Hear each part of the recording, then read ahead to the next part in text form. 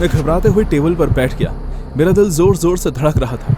जब वो मुझे टिंडर पर मिली थी तो ऐसा नहीं दिख रही थी। मैं याद करने की कोशिश कर रहा था कि आखिर हमारी क्या बात हुई थी, जिस वजह से मेरा दिमाग कहीं और ही दौड़ रहा था।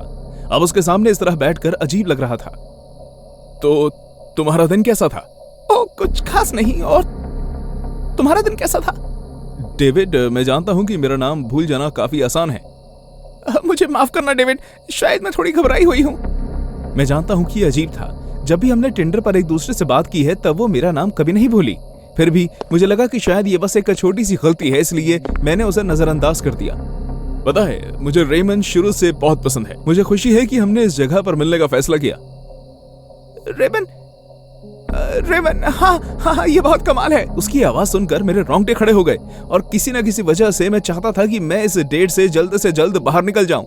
मैं अपने सामने बैठी इस अजीब सी दिखने वाली औरत से दूर भाग जाना चाहता था। और फिर मेरा फोन बजा। मैं खुश था कि मेरे पास उससे बात ना करने का बहाना आ गया था और मैंने अपना फोन की तरफ देखा। उस पर आई हुई नोटिफिकेशन को देखकर मेरे होश उड़ गए। वो टिंडर से था। डेविड, तुम कहाँ हो? मैं रेमन के बाहर खड़ी हूँ। क्या तुमने ये नहीं कहा था कि हम रेमन पर मिलेंगे? मेरा दिल जैसे धड़कना बंद हो गया हो। मैंने अपने सामने बैठी हुई लड़की की तरफ सर उठाकर देखा। मेरे माथे पर पसीने आ गए थे। उसके हाथ में फोन नहीं था और ना ही मैंने कहीं और किसी नोटिफिकेशन की आवाज सुनी थी। और मैंने दोबारा नीचे देखा। डेविड, मैं यही हूँ, रेमन के बाहर खड़ी होकर तुम्हारा इंतजार कर रही हूँ। मैंने इधर उधर सर घुमा कर देखा और मेरे होश उड़ गए। जिस लड़की से मेरी टिंडर पर बात हो रही थी वो बाहर खड़ी थी।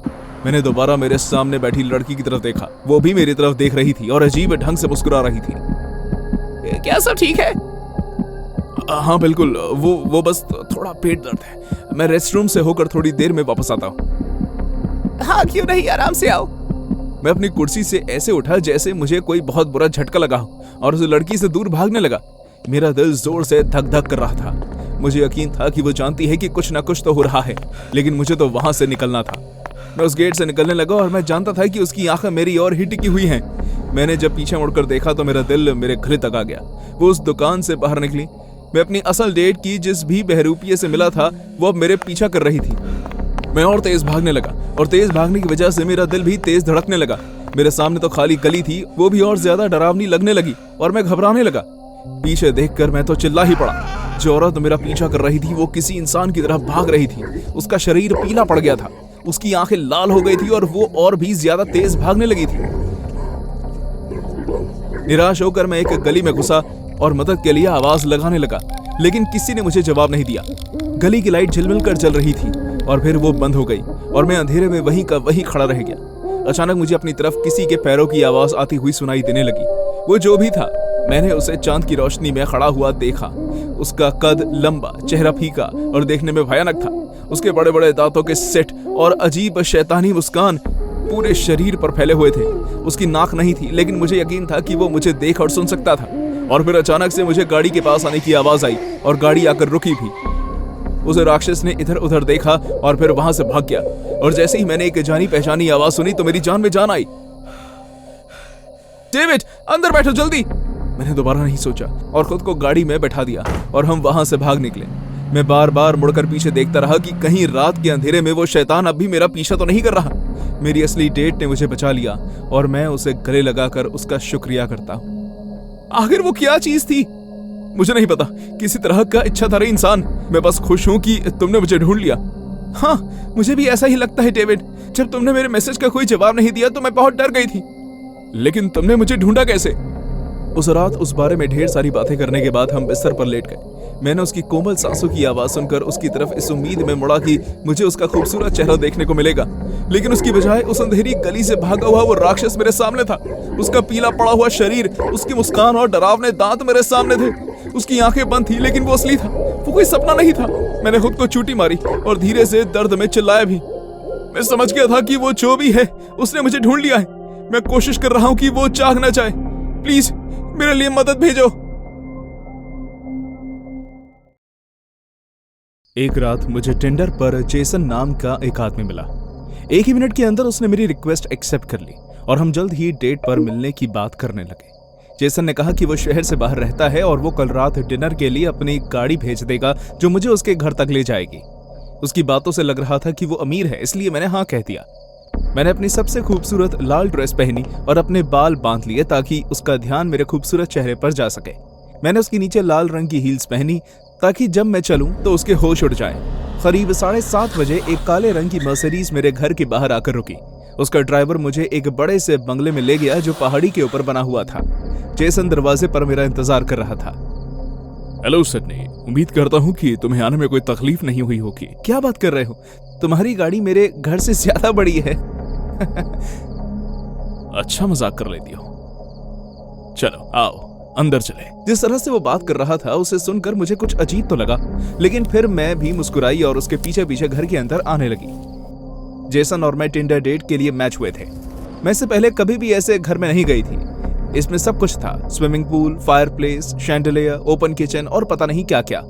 जेसन ने 2 ग्लासेस में वाइन डाली और हम दोनों डिनर के लिए टेबल पर बैठ गए। मैंने फौरन खाना खाना शुरू कर दिया क्योंकि वो बहुत ही स्वादिष्ट था, लेकिन 3-4 चम्मच खाने के बाद ही मेरा सर घूमने लगा। मेरी आंखों के आगे धुंधलापन छाने लगा और मैं जेसन के चेहरे पर एक अजीब मुस्कान देख पा रही थी। क्या है इस खाने में? तुम्हारी मनपसंद डरावनी फिल्म कौन सी है? हे भगवान, ये क्या हो रहा है मुझे? मेरी तो है फ्राइडे द 13th। जब मेरी आंख खुली तो मैं एक ऐसे कमरे में थी जिसकी लाल रंग की लाइट्स थी। मेरे शरीर को पत्तों से बांधा हुआ था और मैं एक ऑपरेशन टेबल पर लेटी हुई थी। अचानक मैंने मेटल के 2 धातुओं के चलने की आवाज सुनी और जब मैंने सर उठाकर देखा तो जेसन मेरे सामने खड़ा चाकू की धार तेज कर रहा था। उसका चेहरा हॉकी के मास्क के पीछे छिपा हुआ था, लेकिन मैं उसकी शैतान आंखें अब भी देख पा रही थी। मैं चिल्लाई और अपने शरीर को हिलाने की कोशिश करने लगी, लेकिन तब तक काफी देर हो चुकी थी। वो चाकू लेकर मेरे करीब आने लगा। वो मेरी गर्दन के पास आया और मैं जानती थी कि मेरी जिंदगी का आखिरी दिन है कि तभी मैंने गोली चलने की आवाज सुनी। तुम्हें मरना ही होगा, सुअर कहीं के। जेसन का शरीर जमीन पर जा गिरता है और उसके शरीर से धुआं निकलने लगा। एक लड़की मेरी तरफ भागती हुई आई और उसका एक हाथ कटा हुआ था। मेरा नाम राइली है। इस राक्षस ने मेरा एक हाथ काट दिया और मुझे कई दिनों तक बंदी बनाकर रखा। जल्दी चलो, हमें यहाँ से निकलना होगा। हम बाहर खड़े सर्दी से कांप रहे थे, लेकिन अंदर रुकना हमें सही फैसला नहीं लग रहा था। जल्द ही पुलिस भी आ गई और उन्होंने हमें मेडिकल सहायता दी। लेकिन मेरी जिंदगी की सबसे हैरान कर देने वाली घटना उसके बाद घटी। जब पुलिस ने जेसन के घर की छानबीन की तो उन्हें उसका शरीर नहीं मिला। ऐसा लग रहा था जैसे उसे कभी गोली लगी ही नहीं। राइली को हॉस्पिटल ले जाया गया और मुझे सुरक्षित मेरे घर तक छोड़ दिया गया। मैंने अपना टिंडर का अकाउंट डिलीट कर दिया और ये कसम खाई कि कभी किसी अजनबी के साथ डेट पर नहीं जाऊंगी। जब मैं बिस्तर पर सोने के लिए लेटी तो मुझे फौरन नींद आ गई। कांच के टूटने की आवाज से मेरी नींद खुली। मेरे घर में कोई पेट नहीं था, इसलिए मेरे चेहरे डर के मारे फीका पड़ गया। मैंने धीरे धीरे दरवाजे से झांकते हुए बाहर देखा तो वो जेसन था। वो मेरे घर में घुसने की कोशिश कर रहा था। वो खिड़की के दरवाजे को घुमाकर खोलने की कोशिश कर रहा था। मैं दोबारा कमरे की तरफ भागी और पीछे से मैं कांच टूटने की आवाज सुनती हूँ। हे भगवान, ये तो अंदर आ गया है। मैं किचन के टेबल के नीचे जाकर छुप गई, लेकिन मैं उसे नीचे से देख पा रही थी। वो किचन तक आया और हर जगह देखने लगा। ओ सिडनी, क्या तुम छुपन छुपाई खेलना चाहती हो? तो ठीक है, मेरी बारी। मैंने अपना मुंह पर हाथ रख लिया ताकि मेरी आवाज बाहर ना निकले। वो किचन टेबल के पास आया और अचानक उसके ताकतवर हाथों ने मुझे मेरे बालों से पकड़कर खींचा और एक बार फिर मैं उसकी पकड़ में थी। उसने मुझे बहुत जोर से पकड़ा हुआ था, जिस वजह से मुझे बहुत दर्द हो रहा था। मैं जानती थी कि मेरी जिंदगी खत्म होने वाली है, इसलिए बिना ज्यादा सोचे मैं किचन के टेबल पर पड़े चाकू को पकड़ने की कोशिश करने लगी। कई कोशिशों के बाद मैं उसे पकड़ने में सफल हो गई और इससे पहले कि जेसन मुझे मारता, मैंने उसके सीने में चाकू घोंप दिया।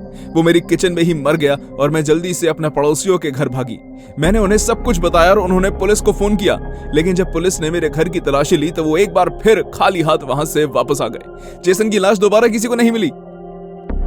अब मुझे यकीन हो गया था कि जेसन कोई आम इंसान नहीं है, क्योंकि अगर ऐसा होता तो 2 बार मौत को चकमा देने कोई इत्तेफाक नहीं हो सकता। मेरे पड़ोसियों ने कहा कि कुछ दिन मैं उनके साथ रह लूं, लेकिन मैं किसी डर में नहीं जीना चाहती थी। मैंने 3 दिन तक अपने घर के दरवाजे और खिड़कियां बंद रखे और कुछ नहीं हुआ। चौथे दिन की रात को बहुत तेज बारिश हो रही थी जब मेरे घर की घंटी बजी। मैं एकदम से दरवाजा नहीं खोलना चाहती थी। कौन है? मैं बॉबी। दरवाजा खोलो सिडनी। बॉबी यहाँ क्या कर रहा है? हम दोनों साथ नहीं थे, लेकिन फिर भी कहीं ना कहीं वो मुझे पसंद था। मैंने दरवाजा खोला तो वो बुरी तरह से भीगा हुआ था और उसके कंधे पर एक बैग था। उसने मुझे गले लगाया और कहा, मुझे तुम्हारी बहुत चिंता हो रही थी। मैंने सब कुछ सुना। तुम मुझे कुछ दिनों के लिए यहाँ रहने दो, ठीक है? ठीक है। सच कहूं तो मैं खुद भी उस समय अकेले रहने के लिए डरी हुई थी। हमने अच्छा खाना खाया और बॉबी और मैंने थोड़ा स्मोक किया। ये बिल्कुल कॉलेज के दिनों जैसा लग रहा था।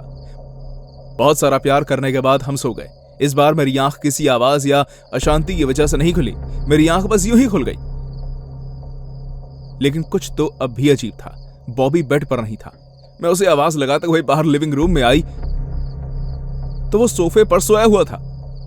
मैं उसके पास गई और मैंने लैम्प जलाया। वो मर चुका था। किसी ने उसकी गर्दन तोड़ दी थी, लेकिन उसके माथे पर एक छोटी सी पेनड्राइव थी और उसके साथ एक नोट भी। इसे चलाओ। मैंने उस पेनड्राइव को चलाया। कुछ घंटे पहले ही कोई मेरी और मेरी बॉबी की वीडियो बना रहा था। बॉबी मेरे पास बैठकर अपने बैग में से कोई सामान ढूंढ रहा था और फिर वो सामान उसे मिल गया। वो एक बंदूक थी। उसने उस बंदूक को मेरी तरफ किया। मैं सो रही थी और जैसे ही वो उस बंदूक को चलाने वाला था, वो आदमी जो इस वीडियो को बना रहा था, उसने बॉबी की गर्दन पकड़ ली। स्क्रीन का रुख बदल गया, जिस वजह से वीडियो बनाने वाले के बारे में पता चला। कैमरे के पीछे जो आदमी था वो और कोई नहीं बल्कि जेसन ही था। उसने अपने हाथ में सफेद रंग की नोट को पकड़ा और फिर कैमरा घुमाकर बॉबी का मुंह खोला और नोट उसमें डाल दिया। फिर वो उसका मुंह बंद करके वहां से चला गया। वीडियो वहीं खत्म हो गई। बॉबी मुझे मारने आया था और वो चाहता था कि उसकी जिम्मेदारी जेसन पर आ जाए। इस बात से मैं सदमे में चली गई। लेकिन जेसन ने मुझे इसलिए बचाया क्योंकि वो खुद अपने हाथों से मुझे मारना चाहता है। इस बात से मुझे रात भर नींद नहीं आती। हेलो दोस्तों, मेरा नाम जेम्स है और मेरे पास आप सबको सुनाने के लिए एक कहानी है। ये सब तब शुरू हुआ जब मैं अपने बिस्तर पर बैठकर टिंडर पर प्रोफाइल चेक कर रहा था। मैं अलग अलग प्रोफाइल स्वाइप कर रहा था, लेकिन फिर मुझे एहसास हुआ कि कुछ अजीब हो रहा है। उन सभी प्रोफाइल्स पर एक ही नाम था, मेरी। मैं जल्दी जल्दी उस प्रोफाइल को स्वाइप करने लगा, लेकिन उस प्रोफाइल की सभी तस्वीरें एक जैसी ही थी। नहीं, उसकी प्रोफाइल में एक अलग बात थी।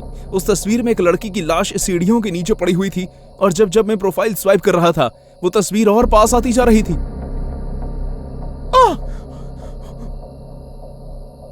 वो एक सपना था। अचानक मुझे टिंडर पर एक मैसेज आया। वो एंजेला का था, वही लड़की जिसके साथ मैंने डेट पर जाने का फैसला किया था। एंजेला एक बहुत ही अच्छी लड़की थी। डिनर के लिए पूछने से पहले हमने 2 हफ्ते तक एक दूसरे से बात की है, जिसके लिए उसने एक बार में ही हाँ कर दी थी। मैं अपनी पहली डेट के लिए लेट नहीं होना चाहता था, इसलिए मैं जल्दी से कपड़े बदलता हूँ, थोड़ा परफ्यूम लगाता हूँ और निकल जाता हूँ। रेस्टोरेंट में हमारी डेट बहुत अच्छी चल रही थी जब तक उसने मुझसे मेरी पुरानी डेट्स के बारे में नहीं पूछा था और मुझे उसे मेरी के बारे में बताना ही पड़ा। मेरी और मैं कई सालों से डेट कर रहे थे, लेकिन एक दिन बहस करते करते वो सीढ़ियों से गिर गई और वो तभी के तभी मर गई। और मेरी के साथ ये हुआ। ये बहुत बुरा हुआ जेम्स। मैं ये जानकर खुश हूं कि तुमने हिम्मत दिखाकर दोबारा डेट पर आने की कोशिश की। हाँ, मुझे लगता है कि तुम सही कह रही हो। ये सब इतना जल्दी हुआ कि तो तुम मेरी जगह किसी और को देना चाहते हो जेम्स? ओह जेम्स, क्या हुआ? जब मैंने दोबारा मुड़कर देखा तो वो मेरी नहीं थी बल्कि रेस्टोरेंट की वेटरेस थी। मुझे माफ कर देना। मुझे लगा कि मैं शर्मिंदगी के मारे मर जाऊंगा। पूरा रेस्टोरेंट मेरी तरफ हैरान होकर देख रहा था और मैं उन्हें इसलिए गलत भी नहीं कह सकता। शायद उन्हें भी लग रहा होगा कि मैं पागल हूं। जो कुछ भी हुआ उसे एंजेला ने ये कहते हुए नजरअंदाज कर दिया कि उसकी बात करने की वजह से मैं वापस उसके ख्याल में चला गया हूंगा और मुझसे माफी मांगी। वो वाकई बहुत अच्छी थी। खैर, हमने अपना खाना खत्म किया और उसके बाद मेरे घर चले गए। जैसे ही हम घर पहुंचे, एंजेला फौरन मेरे होठों पर चूमने लगी। हमने एक दूसरे को गले लगाया और ना चाहते हुए भी मेरी आंखें अपने आप खुल गई। हमारे सामने एक बड़ा सा शीशा था और जब उसमें मैंने हम दोनों को देखा तो वो लड़की एंजेला नहीं बल्कि मेरी थी। मैं डर गया और डर के मारे मैंने उसे धक्का दे दिया, लेकिन जब वो दूर हुई तो वो एंजेला ही थी। मुझे माफ करना, शायद मुझे इतनी जल्दी नहीं करनी चाहिए थी। नहीं, ये मेरी गलती है। मैं अब भी उस हादसे से उभर नहीं पाया हूं जो मेरी के साथ हुआ। तुम जानते हो ये उतना आसान नहीं जितना सुनने में लगता है। जिस रात हम लोग एक दूसरे से बहस कर रहे थे, वो मेरे ऊपर आई और मैंने उसे धक्का दे दिया और तभी वो सीढ़ियों से लड़खड़ा कर गिर गई।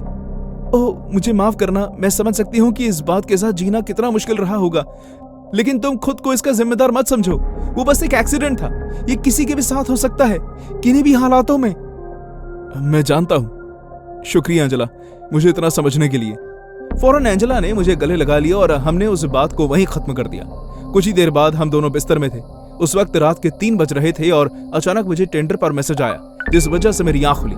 मैंने उत्साह में आकर मैसेज पढ़ा और वो एंजेला की तरफ से था। वो बहुत गुस्सा थी कि मैं उसके साथ मूवी डेट पर नहीं आया। उस वक्त मुझे थोड़ा थोड़ा याद आने लगा। मैं रेस्टोरेंट नहीं जा रहा था, मैं तो एंजेला के साथ मूवी देखने जाने वाला था। जैसे जैसे मेरा दिमाग चलने लगा तो मुझे आज की डेट भी याद आने लगी। रेस्टोरेंट में, मेरे घर पर, हर जगह मैं अकेला था। एंजेला कभी मेरे साथ थी ही नहीं, तो फिर इस वक्त मेरी छाती पर किसका हाथ था? बिना कोई चेतावनी दिए वो शैतान मेरा गला घोटने लगा। उसकी ताकत किसी भी आम इंसान से कई ज्यादा थी। वो मेरी नहीं थी। मैं नहीं जानता था कि वो इंसान कौन था। मैं उसे अपने रास्ते से हटाने में सफल रहा और बाहर निकलने के लिए दरवाजे की तरफ भागा, लेकिन वो बंद था। मैं डर के मारे इधर उधर देखने लगा, लेकिन वो शैतान जा चुका था। कहाँ हो तुम? आखिर तुम मुझे अकेला क्यों नहीं छोड़ देते? अचानक मेरे पीछे लगा दरवाजा खुल गया और उसके अंदर से मेरी निकल कर आई। उसने मेरे बाल पकड़े और मुझे घसीटने लगी। फिर उसने मुझे मेरे घर की खिड़की से नीचे धक्का दे दिया। मेरा घर तीसरे माले पर था। जैसे ही मैं दर्द में जमीन पर जा गिरा तो मेरे दिमाग में अलग अलग ख्याल आने लगे और मुझे याद आने लगा। मुझे मेरी के साथ हो रही मेरी घर में बहस याद आई। मेरी इसलिए गुस्सा थी क्योंकि उसने मेरा फोन देख लिया था जिसमें मैं एंजेला नाम की लड़की से टिंडर पर बातें कर रहा था। अचानक मेरी ने मुझे गुस्से में धक्का दिया और वो मैं था जो सीढ़ियों से नीचे गिरा था। जैसे ही मैं नीचे पहुंचा, मैंने देखा कि मेरी सीढ़ियों के ऊपर खड़ी हुई थी, रो रही थी और मुझसे माफी मांग रही थी। फिर वो मेरी मदद करने नीचे आई। तुम शैतान हो, तुम शैतान हो। उसके बाद मैंने अपनी आंखें खोली। मुझे अभी काफी दर्द था, लेकिन मैं अपार्टमेंट से नहीं गिरा था। मैं एम्बुलेंस में था। मेरे मुंह पर ठीक से सांस लेने के लिए मास्क लगा हुआ था और मैं बोल नहीं पा रहा था, यहाँ तक कि हिल भी नहीं पा रहा था। एम्बुलेंस में डॉक्टर्स भी थे, लेकिन मुझे सिर्फ मेरी दिखाई दे रही थी जो मेरे सामने बैठी रो रही थी। मुझे माफ करना जेम्स, मैं नहीं चाहती थी कि ये सब ऐसे खत्म हो। मैं कसम खाती हूँ कि सिर्फ एक एक्सीडेंट था ये।